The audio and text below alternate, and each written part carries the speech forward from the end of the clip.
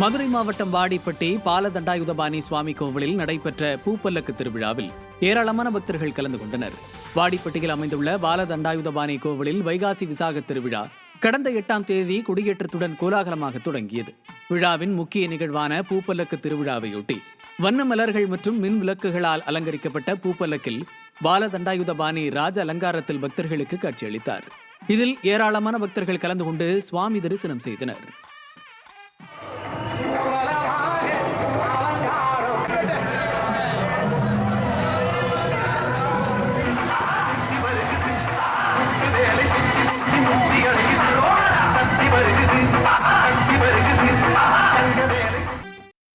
காஞ்சிபுரம் தேவராஜ பெருமாள் கோவிலில் வைகாசி பிரம்மோற்சவ விழாவையொட்டி வரதராஜ பெருமாள் ஏசல் சேவை நடைபெற்றது. இக்கோவிலில் வைகாசி பிரம்மோற்சவத்தையொட்டி வரதராஜ பெருமாள் நாள்தோறும் வெவ்வேறு வாகனங்களில் எழுந்தருளி பக்தர்களுக்கு காட்சியளித்து வருகிறார்.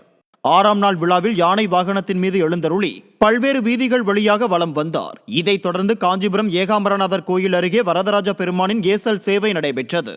இந்த நிகழ்வில் ஆயிரக்கணக்கான பக்தர்கள் கலந்து கொண்டு வழிபாடு செய்தனர்.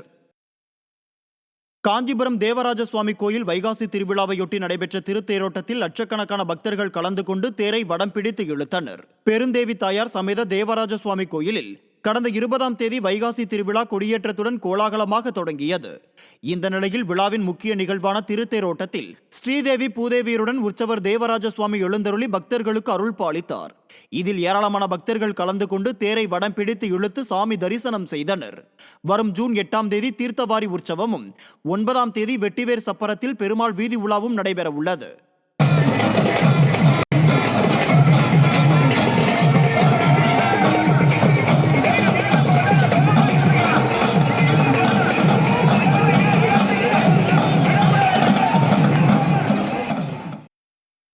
திருத்தணி அருகே வேணுகோபால சுவாமி 84ஆம் ஆண்டு ஹரிசேவை கோலாகலமாக நடைபெற்றது. 18 வகையான சுகந்த திரவியங்களால் அபிஷேக பூஜைகளுடன் தீபாராதனை நடைபெற்றது. பின்னர் அலங்காரத்தில் வாகன சேவையில் வேணுகோபால சுவாமி எழுந்தருளி பக்தர்களுக்கு காட்சியளித்தார்.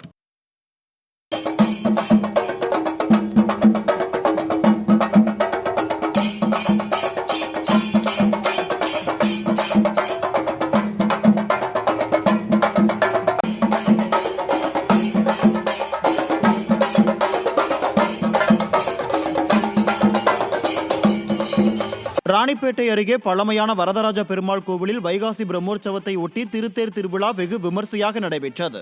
ஆற்காடு பாலாற்றங்கரையை ஒட்டி அமைந்துள்ள வரதராஜ பெருமாள் கோவிலில் கடந்த 19ஆம் தேதி வைகாசி பிரம்மோற்சவ திருவிழா கொடியேற்றத்துடன் கோலாகலமாக தொடங்கியது. இந்த நிலையில் விழாவின் 7ஆம் நாளையொட்டி நடைபெற்ற திருத்தேரோட்டத்தில் திரளான பக்தர்கள் பங்கேற்று சாமி தரிசனம் செய்தனர். சிறப்பு அலங்காரத்தில் எழுந்தருளிய வரதராஜ பெருமாள் நகரின் முக்கிய வீதிகள் வழியாக திருவீதி உலா சென்று பக்தர்களுக்கு அருள் பாலித்தார்.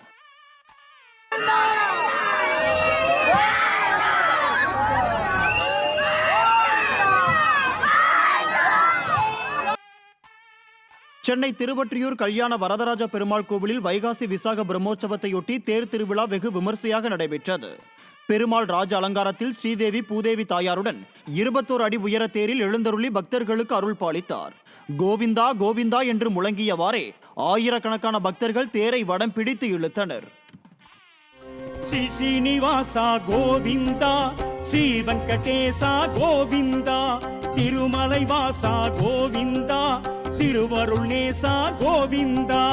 கோவிந்தா பஜ கோவிந்தா, ஹரி ஹரி ஹரி ஹரி கோவிந்தா, விட்டல விட்டல கோவிந்தா, வெங்கடரமணா.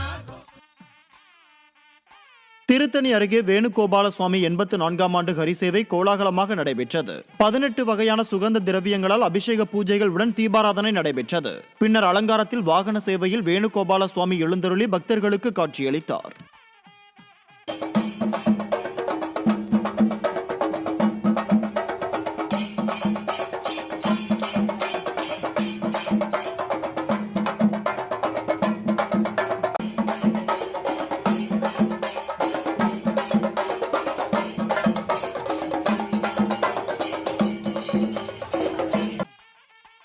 சிவகங்கை மாவட்டம் சிங்கமுனரி ஸ்ரீ நொண்டிக்கருப்பர் சுவாமி கோவிலில் அஷ்டபந்தன மகா கும்பாபிஷேக நிகழ்ச்சியில் திரளான பக்தர்கள் கலந்து கொண்டனர். பாரதி நகரில் அமைந்துள்ள ஸ்ரீ நொண்டிக்கருப்பர் சுவாமி கோவிலின் யாகசாலையில் இருந்து புனித நீர் கலசங்கள் புறப்பட்டு கோவிலை சுற்றி வலம் வந்து கோபுரங்களை அடைந்தது. பின்னர் பக்தர்கள் முன்னிலையில் கோபுர கலசம் மற்றும் சுவாமிகளுக்கு புனித நீர் ஊற்றி வெகு விமர்சையாக மகா கும்பாபிஷேகம் நடைபெற்றது. தொடர்ந்து கோபுரத்திற்கு மகா தீபாராதனை காண்பிக்கப்பட்டது.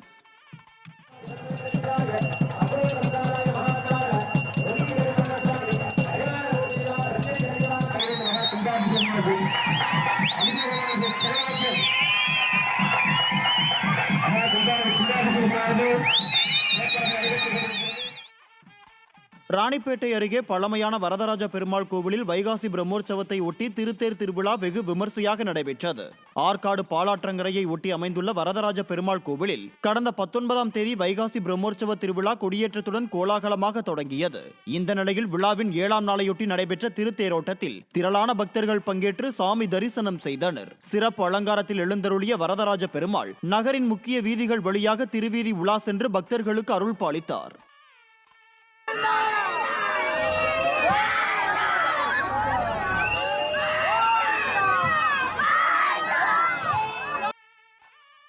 சென்னை திருவொற்றியூர் கல்யாண வரதராஜ பெருமாள் கோவிலில் வைகாசி விசாக பிரம்மோற்சவத்தையொட்டி தேர் திருவிழா வெகு விமர்சையாக நடைபெற்றது.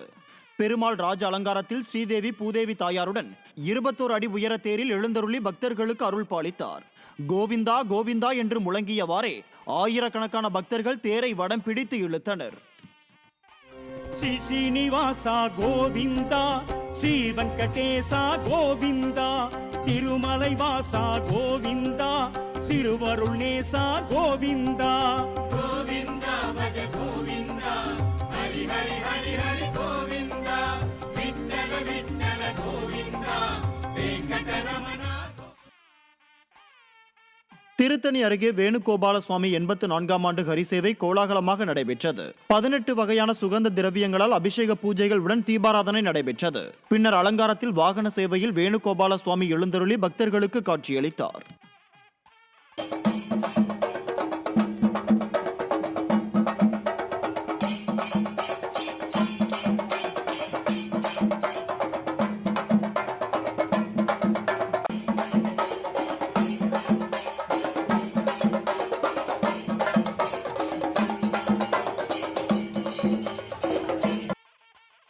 திருவண்ணாமலை மாவட்டம் ஆரணி அருகே சான்றோர்பாளையம் கிராமத்தில் உள்ள விநாயகர் கங்கையம்மன் கோயில் கும்பாபிஷேகம் வெகு விமர்சையாக நடைபெற்றது.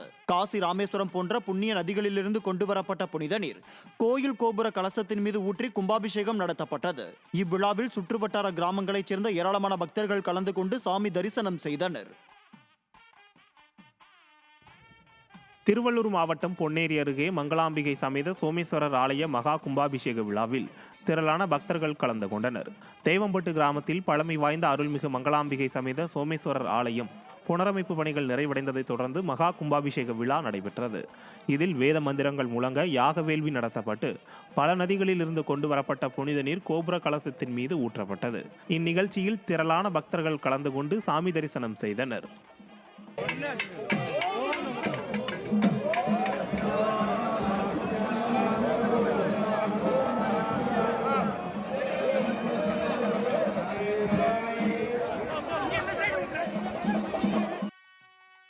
சிவகங்கை மாவட்டம் சிங்கமுனரி ஸ்ரீ நொண்டிக்கருப்பர் சுவாமி கோவிலில் அஷ்டபந்தன மகா கும்பாபிஷேக நிகழ்ச்சியில் திரளான பக்தர்கள் கலந்து கொண்டனர். பாரதி நகரில் அமைந்துள்ள ஸ்ரீ நொண்டிக்கருப்பர் சுவாமி கோவிலின் யாகசாலையில் இருந்து புனித நீர் கலசங்கள் புறப்பட்டு கோவிலை சுற்றி வலம் வந்து கோபுரங்களை அடைந்தது. பின்னர் பக்தர்கள் முன்னிலையில் கோபுர கலசம் மற்றும் சுவாமிகளுக்கு புனித நீர் ஊற்றி வெகு விமர்சையாக மகா கும்பாபிஷேகம் நடைபெற்றது. தொடர்ந்து கோபுரத்திற்கு மகா தீபாராதனை காண்பிக்கப்பட்டது.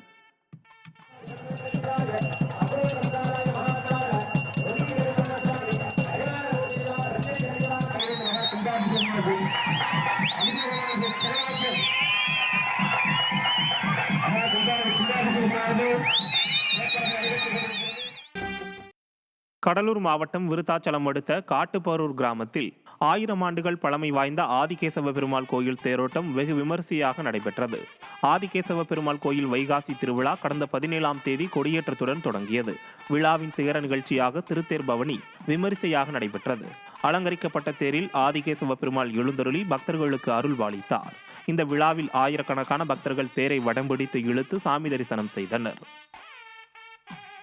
திருநெல்வேலி நெல்லையப்பர் கோயில் விநாயகர் திருவிழா கொடியேற்றத்துடன் கோலாகலமாக தொடங்கியது. நெல்லையப்பர் கோயிலின் ஆணி பெருந்திருவிழா மிகவும் பிரசித்தி பெற்ற திருவிழாக்களில் ஒன்றாகும். இந்த திருவிழாவின் தொடக்க நிகழ்ச்சியாக விநாயகர் திருவிழா கொடியேற்றத்துடன் கோலாகலமாக தொடங்கியது. அதிகாலையிலேயே கோயில் நடை திறக்கப்பட்டு சுவாமி அம்பாளுக்கு சிறப்பு பூஜைகள் நடத்தப்பட்டன. தொடர்ந்து சுவாமி சன்னதி முன்பு அமைந்துள்ள சின்ன தங்க கொடி மரத்திற்கு சிறப்பு பூஜைகள் செய்யப்பட்டு திருக்கொடி ஏற்றப்பட்டது. இந்நிகழ்ச்சியில் திரளான பக்தர்கள் கலந்து கொண்டு சாமி தரிசனம் செய்தனர்.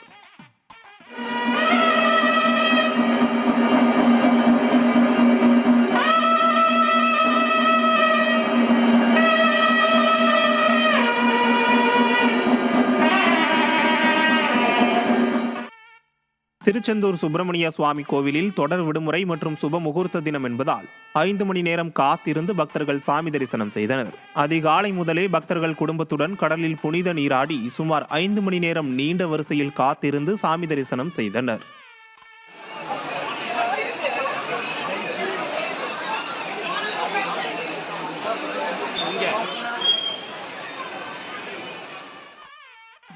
மயிலாடுதுறையை அடுத்த அடியாமங்கலம் கிராமத்தில் உள்ள செல்வ விநாயகர் ஆலயத்தில் 25 ஆண்டுகளுக்கு பிறகு கும்பாபிஷேக விழா வெகு விமர்சையாக நடைபெற்றது. தமிழ் முறைப்படி நடைபெற்ற இந்த கும்பாபிஷேக விழாவில் ஆயிரக்கணக்கான பக்தர்கள் கலந்து கொண்டு சுவாமி தரிசனம் செய்தனர். மயிலாடுதுறை மாவட்டம் கூரைநாடு ரேவதி நகரில் வலம்புரி விநாயகர் கோயிலின் கும்பாபிஷேக விழா வெகு விமர்சையாக நடைபெற்றது. இந்த விழாவில் புனித நீர் அடங்கிய குடங்களை சிவாச்சாரியார்கள் தலையில் சுமந்து வந்து வலம்புரி விநாயகர் கோயிலின் கோபுரத்திற்கு புனித நீர் ஊற்றி மகா கும்பாபிஷேக விழா நடைபெற்றது. இதனைத் தொடர்ந்து மூலவருக்கு மகா அபிஷேகம் செய்து தீபாராதனை காட்டப்பட்டது. விழாவில் 1000க்கும் மேற்பட்ட பக்தர்கள் கலந்து கொண்டு சாமி தரிசனம் செய்தனர். திருவண்ணாமலை அண்ணாமலையார் கோயிலில் வார விடுமுறையையொட்டி ஆயிரக்கணக்கான பக்தர்கள் சாமி தரிசனம் செய்தனர். அதிகாலையில் நடை திறக்கப்பட்டு உண்ணாமுலையம்மன் உடனாகிய அண்ணாமலையாருக்கு வேத மந்திரங்கள் முழங்க சிறப்பு அபிஷேக ஆராதனைகள் நடைபெற்றன. அதனைத் தொடர்ந்து அதிகாலை முதல் பக்தர்கள் கிழக்கு திசையில் அமைந்துள்ள ராஜகோபுரம் நுழைவு வாயில் வழியாக வந்து நீண்ட வரிசையில் 4 மணி நேரத்திற்கும் மேலாக காத்திருந்து அண்ணாமலையார் உண்ணாமுலையம்மனை தரிசனம் செய்தனர்.